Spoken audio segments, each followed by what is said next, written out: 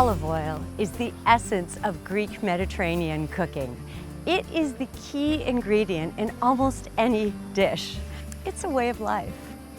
In ancient times, Homer called it liquid gold, and Hippocrates praised its health benefits. Today, it's highly regarded by health and wellness experts, as well as chefs all over the world. Greece is one of the top producers and exporters of olive oil.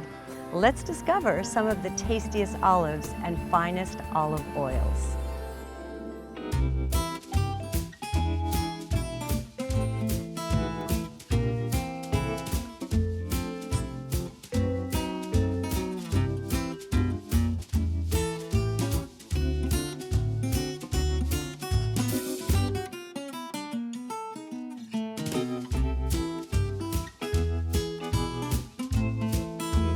Βρισκόμαστε στην Κρήτη, στη μεγάλη αγκαλιά της Μεσογείου. Ανάμεσα στις πόλεις του Ρεθύμνου και του Ηρακλείου απλώνεται η ιστορική επαρχία του Μιλοποτάμου. Εδώ επισκεπτόμαστε τα Ανόγια, ένα από τα πιο φημισμένα κρητικά χωριά που πρωτοκατοικήθηκε τον 12ο αιώνα. Αξίζει να απολαύσετε τη ρακή σας στα καφενεία του χωριού με παραδοσιακούς κρητικούς μεζέδες και με την παρέα των αυθεντικών Ανογιανών, με την καλή καρδιά που δεν διστάζουν να εκφράσουν τη χαρά τους σε κάθε ευκαιρία. Οι γυναίκες των Ανογίων εξακολουθούν να υφαίνουν παραδοσιακά κρητικά υφαντά αξεπέραστης ποιότητας, τα οποία μπορείτε να βρείτε σε πολλά μαγαζιά.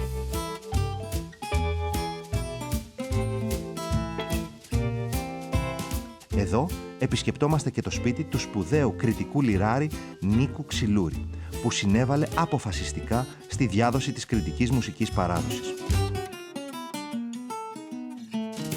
Αν και πολλά από τα χωριά του Μιλοποτάμου είναι ορεινά, στις πεδιάδες του απλώνονται εκτεταμένοι ελαιώνες, που παράγουν το εξαιρετικό παρθένο ελαιόλαδο Βορείου Μιλοποτάμου. Το λάδι αυτό, αναγνωρισμένο ως pop, ξεχωρίζει για την υψηλή του ποιότητα, τη γλυκιά φρουτώδη γεύση και το χρυσαφένιο του χρώμα. Βασίλη, τι κάνεις? Καλά σου εσύ. Εγώ χαίρομαι που βρίσκομαι στην Κρήτη, συνεχίζω και βρίσκομαι στην Κρήτη και χαίρομαι που βλέπω στο τραπέζι χόρτα, πράσινα. Τι έχουμε εδώ? Αγριόπρασα, Ναι. και χόρτα άγρια μαζεμένα στο βουνό. Ποια είναι η κατάλληλη εποχή για να μαζέψει κάποιος χόρτα? Πρωτοβρόχια θέλει. Πρωτοβρόχια, Νοέμβριο, Δεκέμβριο. Ωραία. Τι θα μας κάνει σήμερα? Χοιρινό με τσιτσιριστά χόρτα. Εδώ στην Κρήτη που είμαστε τώρα το λένε τσιτσιριστά. Για πάμε να δούμε τα υλικά που έχουμε στο τραπέζι. Λοιπόν, σίγουρα θα χρειαστούμε το χοιρινό, το οποίο είναι από σπάλα τώρα σε εμάς. Κρεμμύδι χρειαζόμαστε. Μπορούμε να βάλουμε και πατάτες. Ωραία. Τα αγριόπρασα, τα οποία κανονικά αυτά είναι όλα μαζί. Μαζεύονται όλα μαζί, κόβονται όλα μαζί, διαχειρίζονται μαζί. Θα μπουν όλα μαζί? Θα μπουν όλα μαζί. Ωραία. Αλάτι, πιπέρι, ελαιόλαδο pop Βορείου Μιλοποτάμου, εξαιρετικό παρθένο, πάντα, το ξέρουμε αυτό.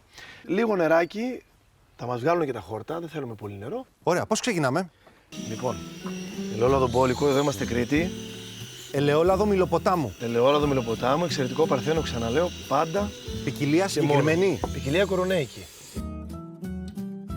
Νομίζω ότι έχει πάρα πολύ δυνατή μύτη και πάρα πολύ δυνατή επίγευση. Στη μέση είναι το πιο στρογγυλό. Διαφορά από το ελαιόλαδο κολυμβαρίου, που και εκεί κορονέικη είναι η ποικιλία. Νομίζω ότι είναι λίγο πιο παχύρευστο, όπως σου είπα πριν, δηλαδή πιο λιπαρό. Ναι. Και έχει και μια ισορροπία, έχει μια γλύκα. Είναι το κλίμα εδώ γενικότερα στην Κρήτη που μας το δίνει αυτό.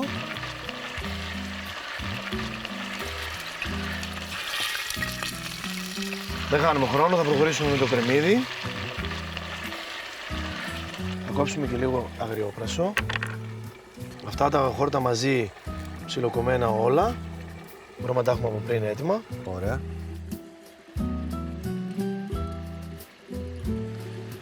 Πιπέρι. Και θα προσθέσουμε τα χόρτα. Θα μπουν όλα αυτά, Όλα αυτά. Μέχρι να μαραθούν τα χόρτα, να κάτσουν και να τα ανακατέψουμε μαζί με το υπόλοιπο χοιρινό, θα κόψουμε τις πατάτες να τις προσθέσουμε. Σε μικρά κομμάτια και αυτές. Θα ρίξουμε την πατάτα. Λίγο τριμμένη ντομάτα. Θα βγάλει και αυτή λίγο υγρασία. Λίγο νεράκι. Μέχρι πού? Πολύ λίγο, δεν χρειάζεται πολύ. Ίσα ίσα. Και θα σιγοψηθεί το πολύ μισή ώρα.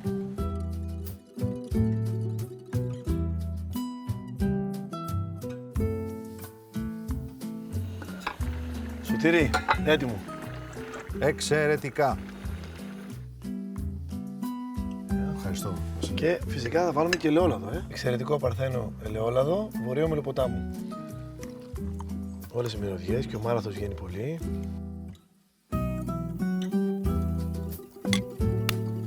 Βασίλη, ευχαριστούμε πάρα πολύ. Και εγώ πάρα πολύ. Χαίρομαι που σας μαγείρεψα. Μείνετε μαζί μας και ανακαλύψτε τον επόμενο προορισμό μας.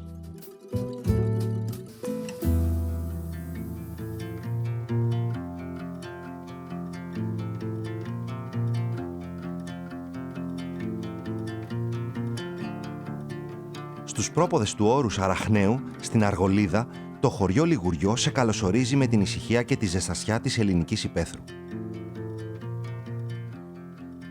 Το Καλαμάκι έχει την φήμη της ομορφότερης παραλίας της περιοχής και δικαίως, αφού είναι πνιγμένη στο πράσινο και με πεντακάθαρα νερά.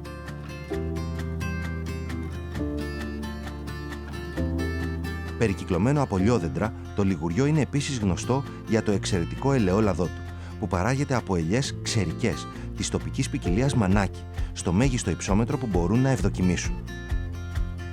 Τι θα δοκιμάσουμε σήμερα? Σήμερα θα δοκιμάσουμε το ελαιόλαδο. Pop Λιγουριό Ασκληπιού. Το ελαιόλαδο είναι η ποικιλία Μανάκη. Αυστηρά μανάκι. Αυστηρά Μανάκη.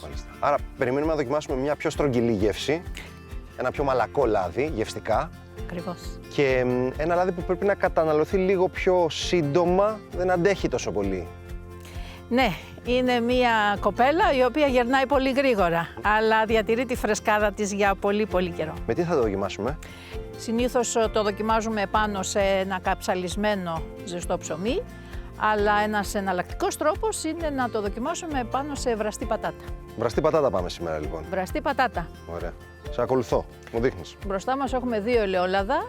Είναι και τα δύο Pop Λιγουριό Ασκληπιού. Αυτό και αυτό. Το ένα είναι παραγωγής του Οκτωβρίου, συγκομιδή του Οκτωβρίου, και το άλλο είναι συγκομιδή του Νοεμβρίου. Ωραία. Τον Οκτώβριο η συγκομιδή γίνεται πρώιμη, ο καρπός είναι πράσινος, άγουρος, γι' αυτό και λέγεται αγουρέλαιο. Το αγουρομάνακο δηλαδή συγκομίζεται τον Οκτώβριο. Τον Νοέμβριο οριμάζει ο καρπός, γίνεται πιο κόκκινος και η πλήρης ορίμασή του είναι μαύρος. Ποιο πρέπει να δοκιμάσουμε πρώτα? Προτείνω να δοκιμάσουμε Το γλυκό πρώτα. το γλυκό του Νοεμβρίου. Του Νοεμβρίου.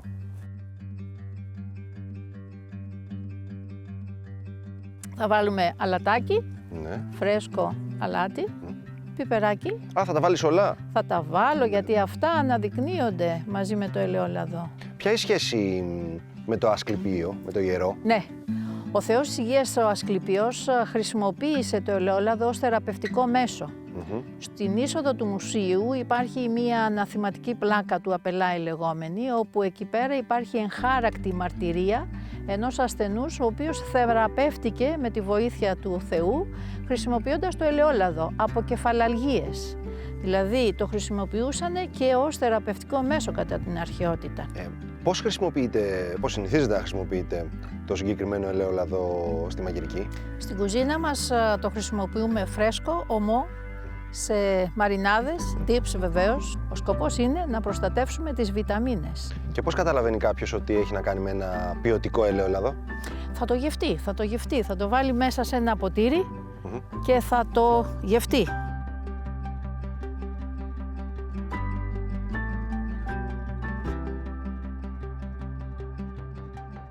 Και παίρνουμε μια γερή γουλιά από το ελαιόλαδο, κρατώντας τη στην στοματική μας κοιλότητα. Δεν την καταπίνουμε, την αναδεύουμε μέσα στη στοματική κοιλότητα με αέρα, ώστε να μπορέσει να διαχυθεί στον ουρανίσκο σε όλη την παλέτα και καταπίνουμε.